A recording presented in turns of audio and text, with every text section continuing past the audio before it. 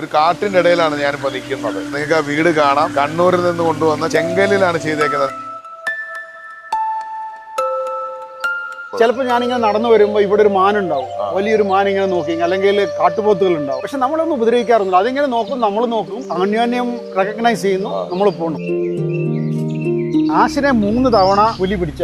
ആദ്യം പിടിച്ചിട്ട് ഇവന്റെ കഴുത്തിൽ കടിച്ചതിന്റെയാണ്. ഇവിടെ കണ്ടില്ലേ, അതൊന്ന് കാണിച്ചു കൊടുത്തടാ. ഇവിടെ പാടുണ്ട്, ഇവിടുന്നാണ് കടിച്ചത്. 4 പാടുണ്ടായിരുന്നു. അത് കഴിഞ്ഞിട്ട് ഒരു പ്രാവശ്യം കൂടി പുലി പിടിച്ചു വീടിനുള്ളിൽ നിന്ന്.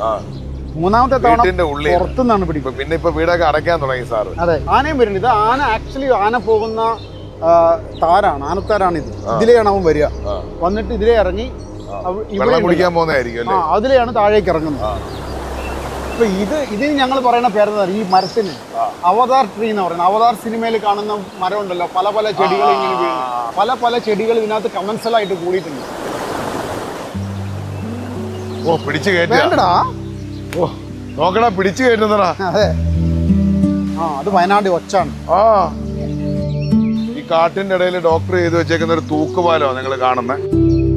കുട്ടികളുടെ ഹൃദയ ഡോക്ടർ ആയതുകൊണ്ട് അതിന് ഹൃദയത്തിന്റെ മാതൃകയിലാണ് നമ്മൾ ശ്രദ്ധിച്ചു നോക്കണം. ഹൃദയത്തിന്റെ മാതൃകയിലാണ് ഡോക്ടർ ഇവിടെ കൺസ്ട്രക്ഷൻ നടക്കുന്നത്. പ്രകൃതിയുടെ ഭൂഗർഭത്തിൽ അങ്ങ് ആഴത്തിൽ നിൽക്കുക ഒരു സയന്റിസ്റ്റ്, ഒരു വ്യക്തിത്വത്തിന്റെ സ്വപ്നം, ഒരു വ്യക്തിത്വത്തിന്റെ സ്നേഹം.